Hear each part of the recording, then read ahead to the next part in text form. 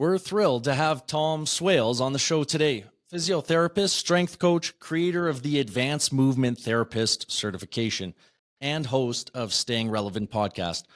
Tom works with World Cup alpine skiers and pro athletes across multiple sports. After beating a life-threatening health crisis of his own, he truly lives what he preaches. I've invited him here to share his framework on getting even the most stubborn patients out of pain for good and helping high performers achieve greatness. Tom, welcome to Move to Improve. Thanks for having me, Matt.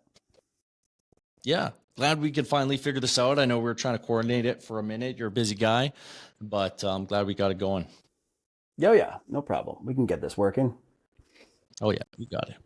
All right, so I figured maybe the best way to get things going, get things lubricating, and give our audience an opportunity to get to meet you is to hit it, to begin with some lightning round questions. So I just want to give you a couple short answer style questions here. So for one, what exercise are you obsessed with right now? Well, so since I got sick, I lost a couple of my skills, some of my strength skills, and that was my handstand push-up and my ring muscle up. So I was able to do those quite clean, the disciplined component without the kipping before I got into the hospital, and because I had some old injuries in the shoulder and the elbow, losing the connective tissue strength in that area from losing 50 pounds and whatnot. I'm still building that back up. So I'm getting the clean dip all the way down, working on the transition. But right now, I would say the skill that I'm working on is that ring muscle up again. Wow, I love it. I mean, definitely asking a lot from your body. You need the stability and the motor control and the mobility to do something like handstand push-up and stuff like that too. So that's wonderful. Yeah. Okay. Yep. Okay. So question 2, one movement habit every human should do daily, no exceptions. Move on the floor.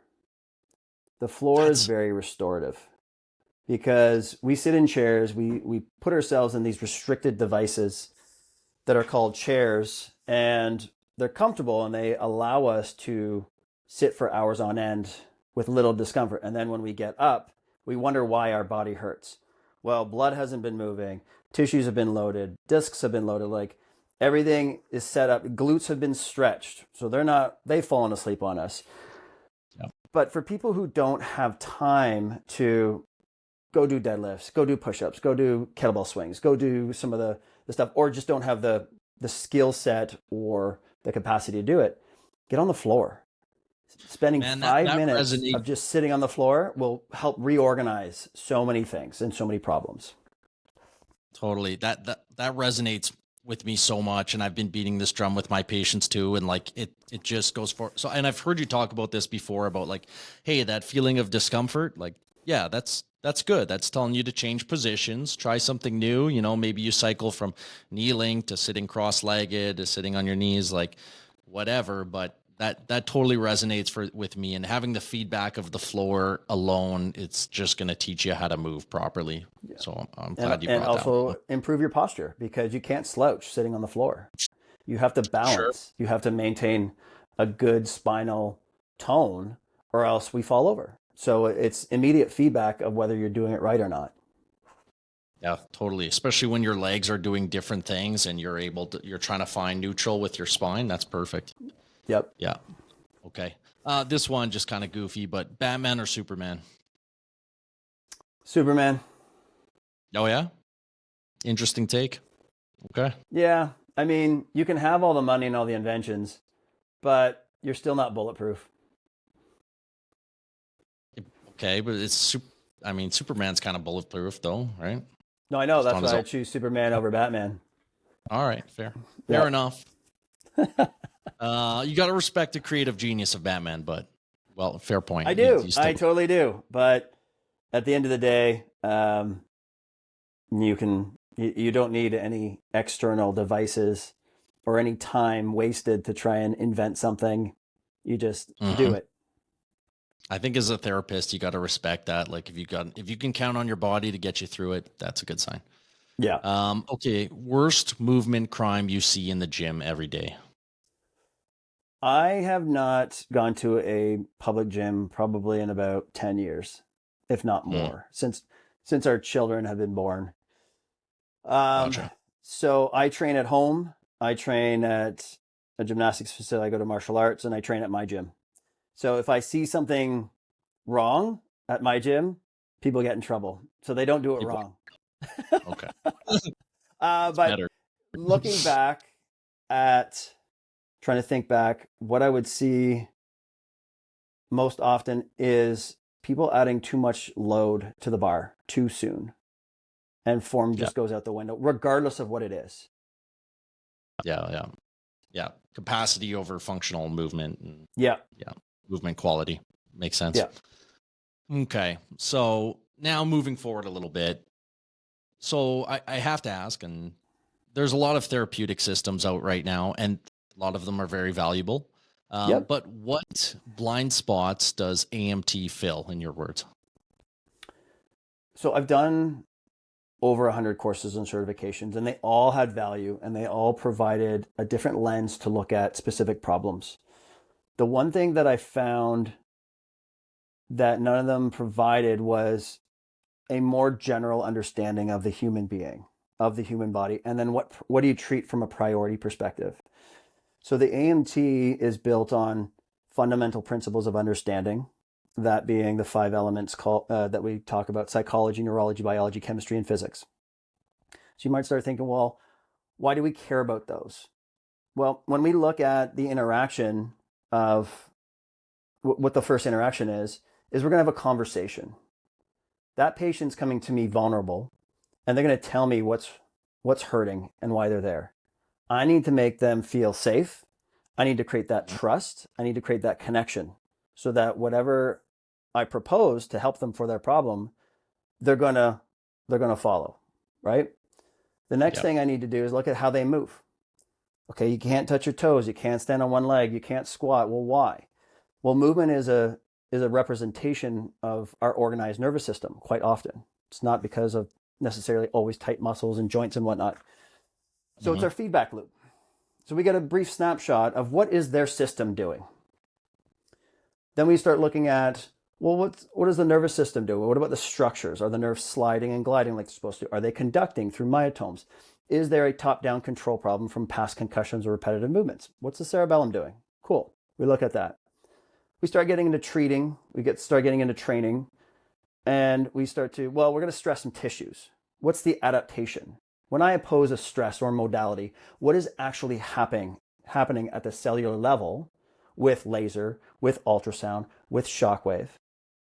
And what are the adaptations I'm trying to impose in these tissues? And then you break that down even further. Well, someone's not sleeping effectively, so their hormones are going to be off, which is chemical. They're not eating properly, so therefore their chemistry is going to be off because they're not providing the nutrients or the building blocks to help with healing and reduce inflammation. What are they breathing like? If they're hyperventilators, they're now blowing off too much carbon dioxide, which in turn will also affect neurology. The last part is physics. When we see these overuse injuries, such as Achilles tendonitis or plantar fasciitis or whatever itis you come across, quite often what we'll see is there's an energy distribution problem or a management problem, meaning the body's either accumulating forces too much into one area. We are not distributing forces across the body. If I can't rotate my thorax effectively, I might go into my lower back, or I might overuse the shoulder. I might rotate the shoulder ineffectively. So Yep. all of a sudden we have this force distribution problem, and then it becomes an accumulation problem, or it becomes a capacity problem. So something might be unstable and forces are accumulating in there. So we can look at the physics side of things with the physical body as to why injuries occur. Is it a macro trauma? Is it a micro trauma over time? Regardless of what it is, it's an accumulation of forces or energy, and the tissues just start to fail. Then when you look a little bit deeper at quantum physics, everything is vibration, frequency, and energy. Okay, well, what does that mean? Why do we care about that? Well, matter is created by energy, because when you look beyond the molecule at the atomic level, atoms are 99.99997% empty space. Then you look further down into quarks, and all quarks are is just wavelengths. So we're not really physical matter. We're just organized energy in a frequency that we can perceive in the three-dimensional world with the five senses. So once we understand that, then we start understanding why placebos work. Because now we're back up into psychology and beliefs, which is more metaphysical, but your mindset creates frequencies that your biology then respond to, which is why 95% of all the drugs don't make it to market, because the placebo effect is stronger. What did the brain do? Created the chemistry to affect the biology, simply through a belief system. So it goes full circle. Yeah. And I see that. I touch upon that because it's the framework of understanding for us therapists to better understand what we do, why we do it, and how we can do it better and how we can build upon that. So I talk about those 5 elements because then you can build a framework of understanding of what's priority. Where do I treat? Okay, we're going to have a conversation. We're going to look at movement. We're going to look at the neural structures. We're going to look at the parts and the pieces, start looking top down, center out. How were we designed embryologically? We were designed tubes and wires. So if we know that one end of a tube or wire gets affected here, it can affect down below. So we've organized a framework in which you can follow, and then a system or an algorithm in which you can assess. So now all you have to do is go through the algorithm. And once you get to a certain point, you're like, well, this is an interesting area. Then there's little forks in the road that force you to take different side streets and investigate those further. But then if those are clear, you go back onto the main highway. James Syriacs is the godfather of orthopedic assessment. He's a physiotherapist from, I want to say New Zealand. No, James Syriacs, he was Czech. He assessed everybody the exactly same way, regardless of what their injury was, because he did not want to miss any vital piece of information. So it was almost a checklist, but it was an algorithm that he would go through, regardless of whether it was a total knee, a bicep tear, whatever it is. Because he wanted to see, well, if these parts over here aren't moving, that could be why we overloaded that tissue. That could be why we overloaded that knee. So we're looking to see what are your optimal ranges of motion, where's physics being pushed, where force is being pushed. And then you start to figure out why that injury happened, not just the what, because the what is the diagnosis. That's easy. We've got special tests to do that. We have imaging. We can take a history. We're going to know what the problem is or what the painful tissue is very, very quickly. But the why is different. And the why is most of the time someplace else. Yeah. Yeah. Well, yeah, that covers a lot for sure, but that it makes sense. Like the what is can we get you out of pain at the moment? Potentially. But the why is if you solve the why, then you keep somebody out of pain. And that's true benefit. That's true lifelong benefit. And so from what I've learned about you and from what I've heard, correct me if I'm wrong, but so in my practice, there's a lot of things that I learn and cover that are super valuable. Obviously objective like movement mechanics, movement quality, but then there's that social part, there's the motivation part, there's sleep, there's breathing, there's ocular movement, there's all kinds of things. And the mark of a real good therapist is knowing when to apply those good things. I mean, sometimes it's really obvious. Somebody comes through my room and I can see their scalenes popping and their chest breathing or their vertical apical breathing and stuff like that. Yep. Boom, you catch it. Somebody concussion, their eye, there's nystagmus, blah, blah, blah. You're going to catch it maybe if you're on edge. But when, being able to apply all those things at the right moment, knowing when to triage and put this first and that first. Yep. I agree. That's something that, everybody wants to do more of, and knowing the precise time to apply a skill is where the money's at, or is how you can truly benefit your patients. For sure. It's knowing what tool to use at the right time for the right purpose on the right person. So just like you said, you've got a client coming in, I've got this shoulder pain, it kind of goes up into my neck, but you see them breathing like this. You're not going to give them scap retractions. You're not going to, all right, well, let's improve your posture. Let's calm down your breathing. Let's see if we can change that first movement that you came into this world with. and make that better, because that's the first movement. And if we build crappy movement on top of it, nothing's going to get better. So what we're also doing is breathing is the bridge between the sympathetic and the parasympathetic. When somebody comes in pain, what are they living in? Probably sympathetic. We need to shift them. So let's grab onto that breathing pattern. Let's start to lengthen that exhale, make them aware of what they're doing and how they're breathing, and then see if we can shift their nervous system. That alone might take enough tone out of the neck, out of the shoulders, to start calming down the compression going on in that shoulder or that nerve. And all of a sudden, and I've done this with clients where they come in, they're fast talkers and they're breathing and my shoulder hurts. I was like, okay, let's just do some breathing. 5 minutes. I'll now lift that arm. Oh, that feels better. Okay, cool. We made a change. But now what they couldn't do before, just by simply going after that one movement pattern that is breathing, it starts to reorganize the nervous system. And now they have a belief that they can get past this pain. So that comes back to the psychology. Here's your baseline. We're going to do one thing. Now let's recheck our work. Oh, that got better. Great. Now we have buy-in. So let's now build on top of this. Totally. So what's the hardest part of, somebody comes in, they come to see you, they got shoulder pain. They expect you to rush to the shoulder, check some things, rotator cuff, blah, blah, blah. And you're going to do that. But what's the hardest part of that initial visit when a patient has certain expectations about how to go about treating their injury?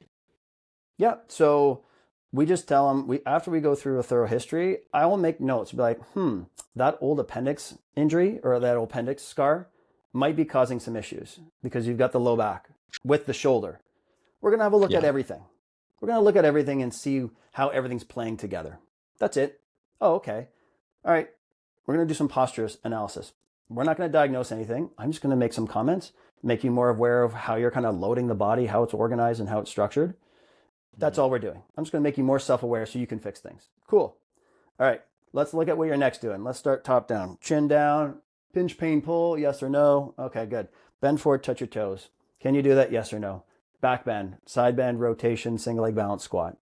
What are your shoulders doing? I'll always look away because I don't want to go after the shoulder first, because if I flare that shoulder, it's going to send their nervous system in the wrong direction. It might tighten other things up. So I'll always look at the area. Like, I know you're coming in for the shoulder and knee, but I need to see how the body, the system is playing together. How is everything working? Because we might find some interesting things on other parts of the body, up or down the kinetic chain. But don't worry, we'll get to that injured area.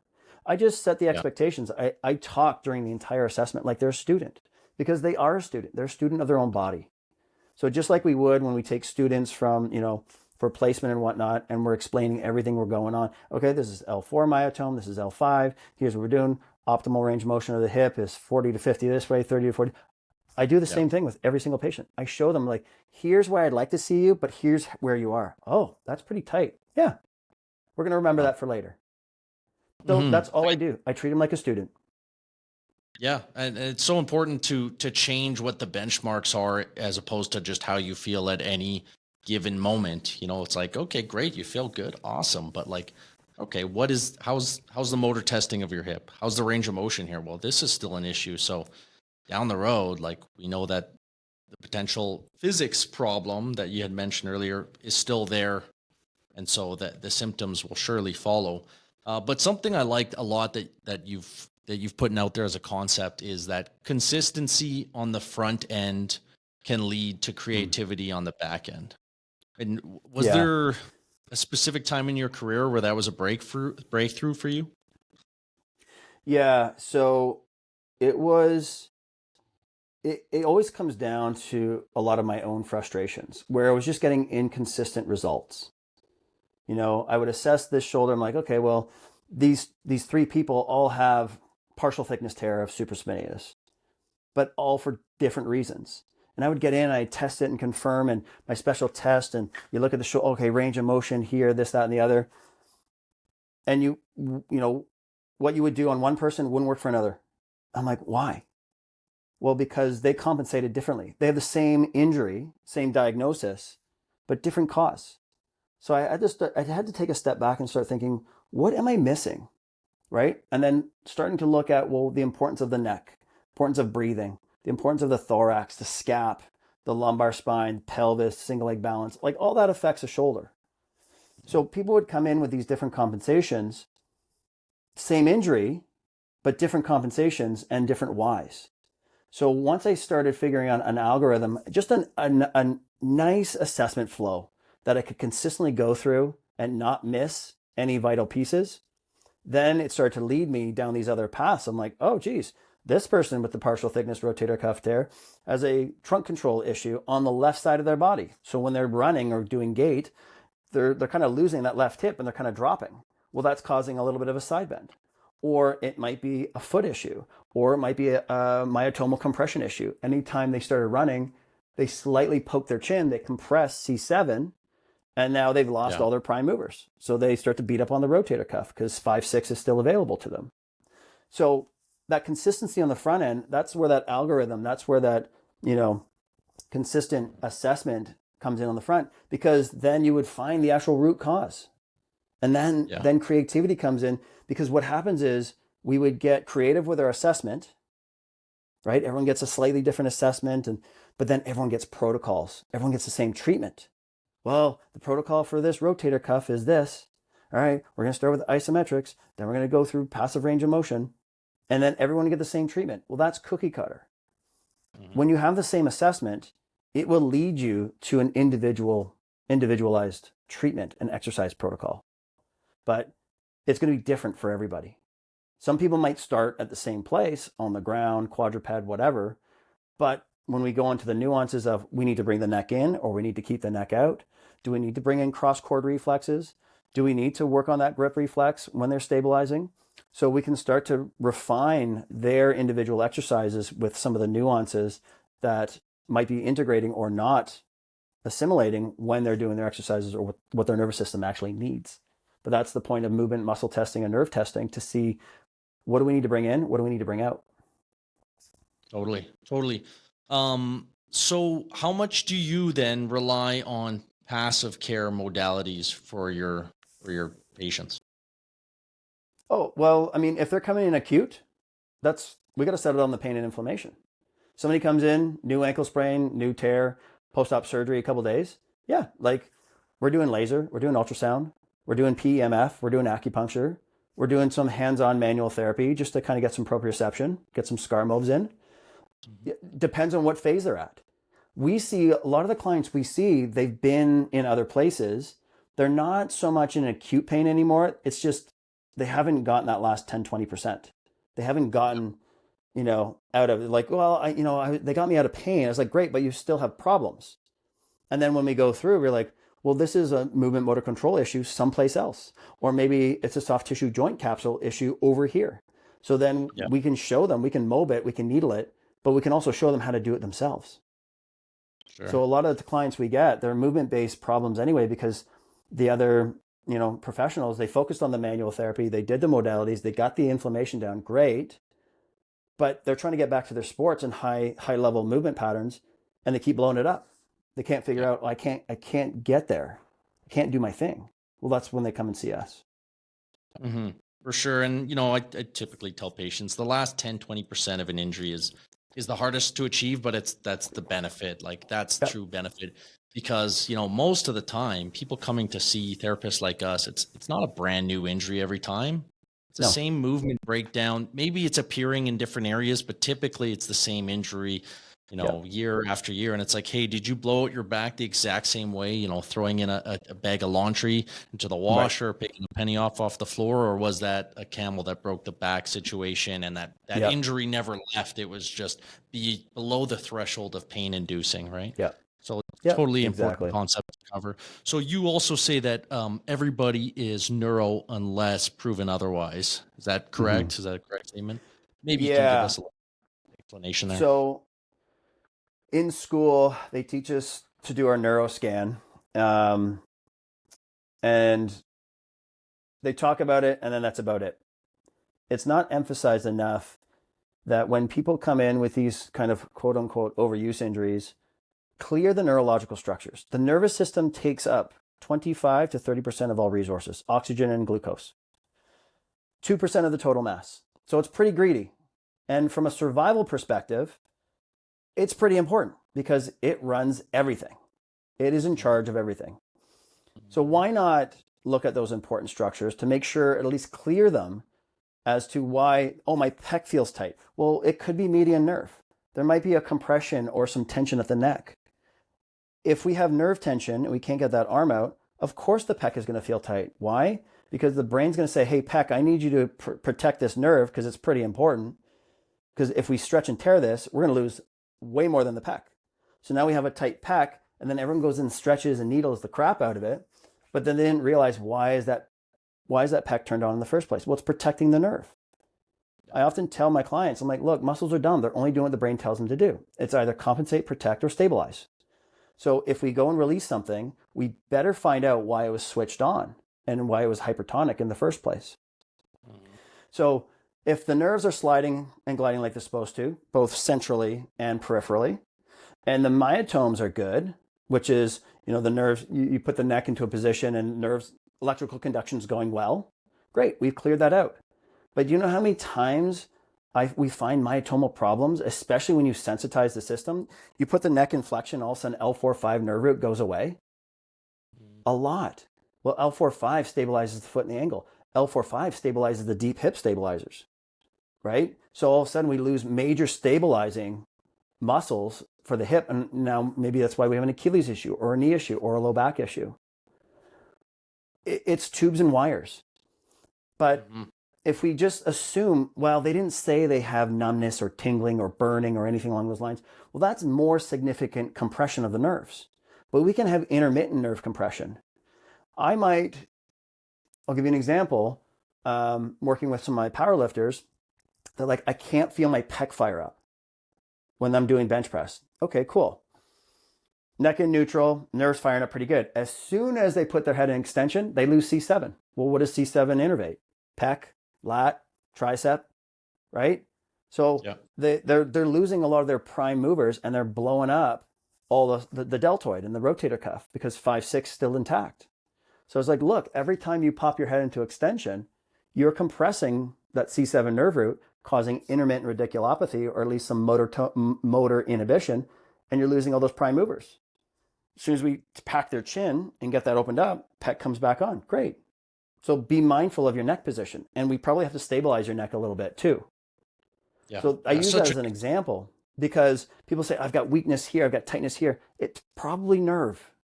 And when you see their posture, if they're like this and they're hinging and compressing, it's most likely nerve. But because the neck is in a suboptimal position and it's slightly compressing it just enough to cause inhibition. Yeah. It's such an important concept. And I think this is a paradigm shift, hopefully in the general public that it's pretty much when you're trying to gain range of motion or especially range of motion, like you're trying to convince your nervous system that you have a right to be moving in those ranges of motion, right? Yeah. That you're stable enough that we can trust you through those ranges. You're not physically getting in there and stretching fibers apart so that you have better range of motion. Like that's not how your body that doesn't happen. Yeah. Yeah. Your body doesn't. Tolerance. Yeah. It's tissue tolerance. It's proprioception. But if the nerves aren't sliding and gliding like they're supposed to, they don't like to be stretched. They don't like sustained holds. So that's why nerve flossing, gliding, and all kinds of different movements, the nerves like that. So we can free them up. And if the nerves are happy, well, what runs with the nerves? The blood vessels. We get clients to do their nerve flossing or some gliding with the arm up against the wall, and all of a sudden their arm, all the veins and everything, they get vasodilation. I said, well, you just made the nerves happy. The nerves shifted probably because they run along with the blood vessels. Everything vasodilated. Yeah. So that's why we got this pump. Yeah. Because then what kind of downstream benefits are you if your vascular system is now properly working and all that? But yeah, exactly. We'll be talking this for a moment. So my next thing I just have to ask you is, I don't know the full details, but you had a health crisis recently and you were able to apply your system to kind of rebuild yourself back from scratch. And I was just hoping you could elaborate a little bit on that. Yep. So last June 2023, I was quickly rushed to the hospital with sepsis. I had invasive strep A. It caused heart failure, liver failure, kidney failure, toes went black, on respirators, dialysis, rhabdomyolysis, whole gamut of stuff. So 10 days in the ICU, lost 50 pounds, had to relearn how to walk, had to learn to do everything for myself. 5 weeks in rehab at the hospital. Oddly enough, I knew all the physios there, and they would wheel me in, and they're like, well, what do you want to do? I said, put a mat down and I'll roll around for the next half an hour.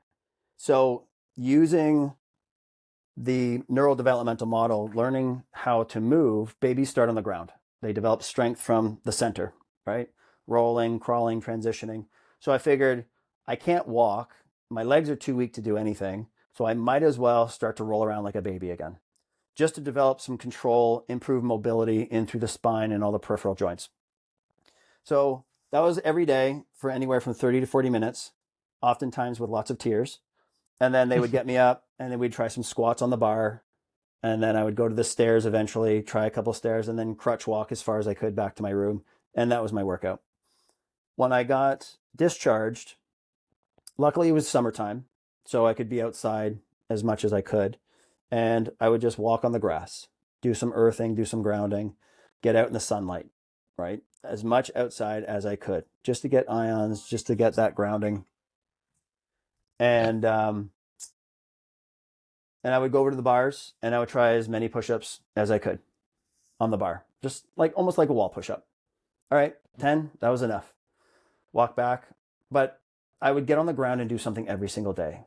Basic rolling, try and do some soft tissue work, do some breath work, try some crawling. Same thing. Let's just start rebuilding from the top down, center out. Try a little bit of juggling, some ball catches, get the eyes and the brain going. So then once I started getting enough strength, then I would start to, work on more advanced things. But, I wasn't going to be doing pull-ups. I would hang. Okay, well, I moved past dead bugs. I'm going to crawl. Can't do a lot of deadlifting and whatnot because spine was a little bit all kind of out of whack. And then when I saw my chiropractor friend straighten me out, I was like, okay, great. I can bend over, pick. I'd carry stuff. So climb, crawl, carry, because that's what kids do. I would just do as much as I could. Whatever push-ups from the knees, rolling, doesn't matter. But the idea was let's develop strength from the center out and the ground up. And once I started mastering the ground again, things got a little bit more organized. Things got a little bit looser. I had my strength in my center. And because I developed my strength at my center, the peripheral muscles started to pick up faster.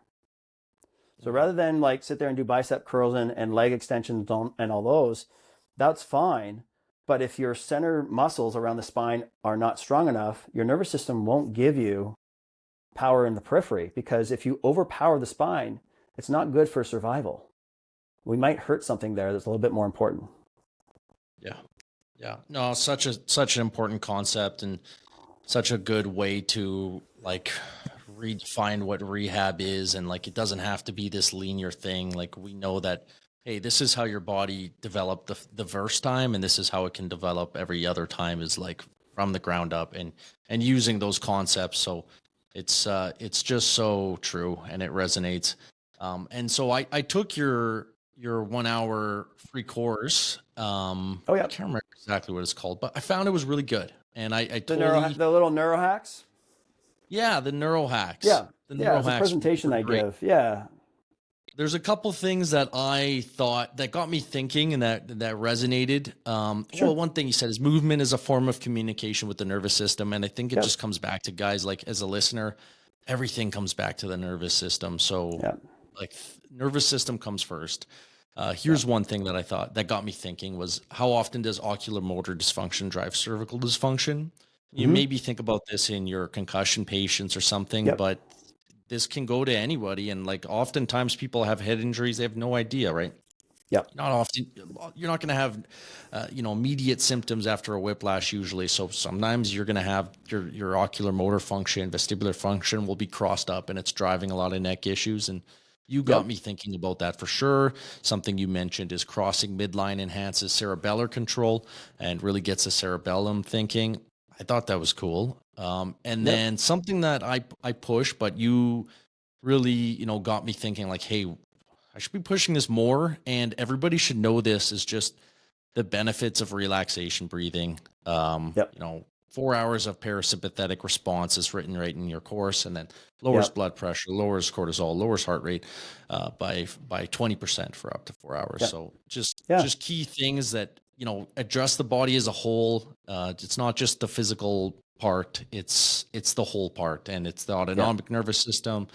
And yeah, I thought it was very valuable there. So that's great. Yeah. A And couple.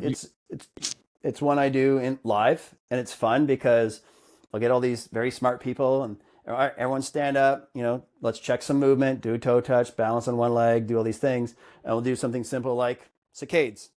And because the eyes are fixed too often on a screen, and we're not stretching the visual system, Mhm. we know that the eyes are connected to the deep neck muscles of the neck, because when we look, those suboccipitals fire up to initiate rotation. But if we're not Yeah. stressing those, we're not stabilizing here. All of a sudden, we do some saccades, we light up the cerebellum, and all of a sudden, oh, nervous system reorganizes. Cool, I can touch my toes. Breath work, whatever it is.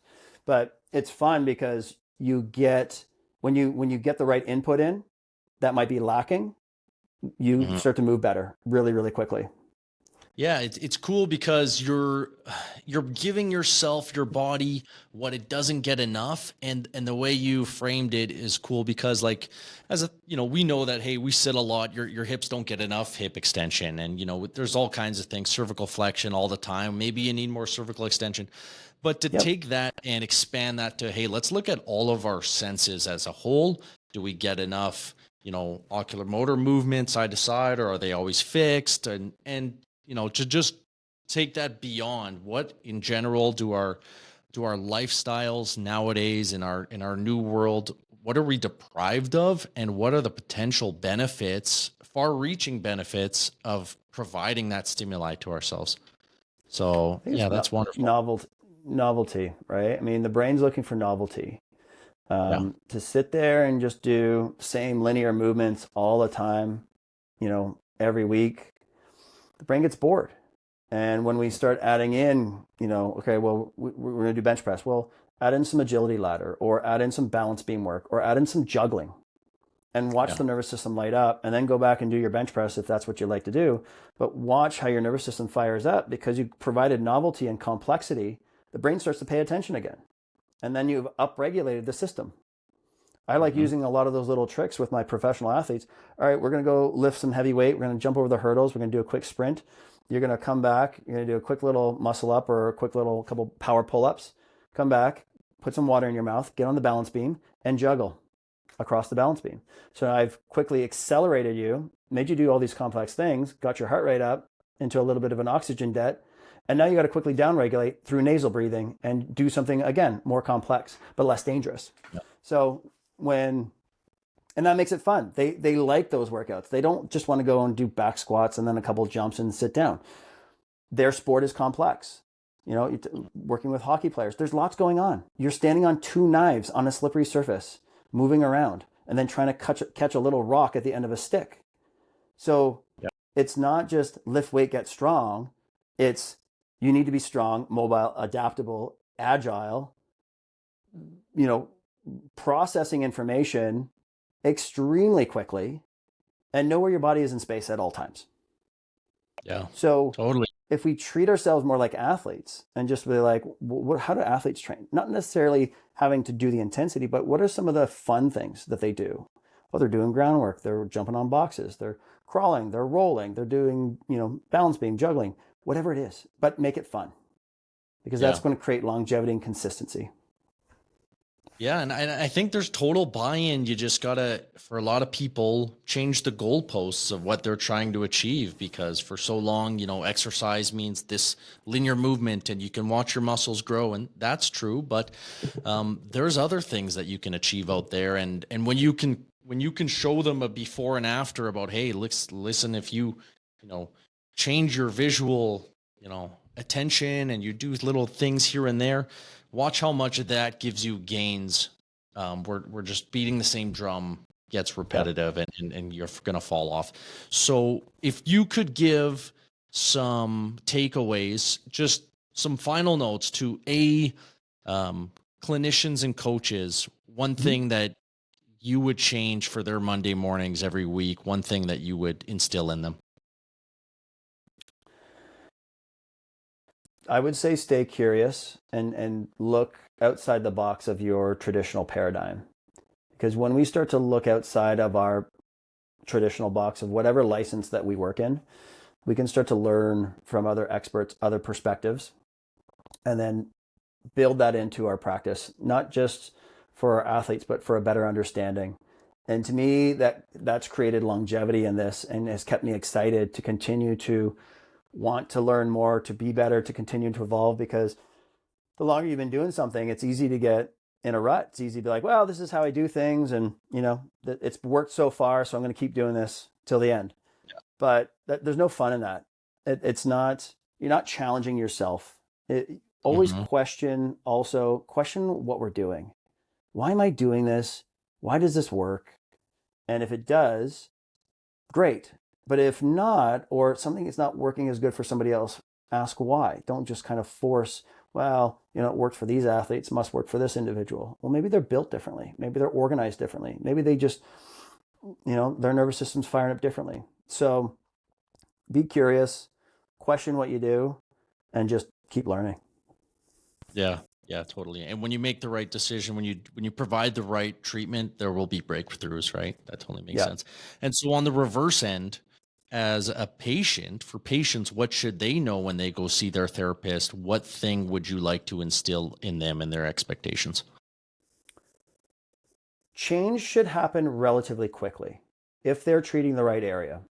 Too often we get clients, well, I've been going to this person for a year and a half and I have no change. And I'm thinking, why have you waited? Well, they're really nice, but they're not helping you. So as a patient, you should be asking and challenging your therapist, what is this doing? How is this going to help me? But also you should see change. And if you're not seeing change, stop wasting your time and money, go get another opinion.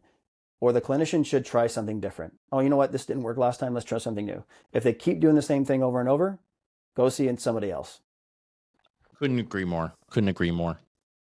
And actually, how quickly should they see change, actually? It depends. If someone is more chronic and they have real limitations in their movement, change is going to happen obviously more slowly. If somebody's super acute, post-surgical, again, it's going to happen a little bit slowly. If someone's kind of the last 10, 20%, can't quite get there, change should happen pretty quickly. Because again, if you're applying the right input, you're treating the right area, the nervous system will reorganize around that structure and movement gets better and pain goes down pretty quick. But if we're not treating the right area with the right thing at the right time on the right person, no change happens. So change should happen relatively quick. I would say, for me, anywhere change will start to happen 2 to 4 appointments. And I'd say 50% of the time with the patients I see, change happens in the first appointment. Yeah. Not resolution. And even 3 to 4 appointments, it's not resolution. I can get their pain gone in 4 appointments, but it doesn't mean they're better. They have to reload. They got to learn to move differently. So it's going to take about another 4 to 8 appointments after that, depending on how deconditioned they are as well. So when therapists come in, oh, well, I can get somebody better in like 3 or 4 appointments. Bullshit. I'm not even that good. I can get rid of their pain. Just because their pain's gone doesn't mean they're better, because they're going to go load that up. They're going to go move and do their thing, and they're going to be back. Therefore, you didn't help them. You gave them a false sense of security, and you didn't help them at all. Yeah, totally agree. I'll always say that the best advice that I've ever gotten in my practice early on was test before objectively and test after. And when you've hit that spot that changes everything, or you've gave them the right piece of advice, or you'll see it happen quick. And it's been huge. Yeah. Okay. That's the cool thing with the nervous system. It'll tell you if you're going in the right direction. It does. And you just have to look back and test. And that's why I found that, introducing these different kinds of stimulations and that's why, hey, go to breathing, go to eye movement, go to all these different things, and you're going to see those results. Go to the floor. Yeah. Go to the floor. So now for people that want to find you, you're out there for sure, but where would you direct them to? So the main website is going to be amtcertified.ca.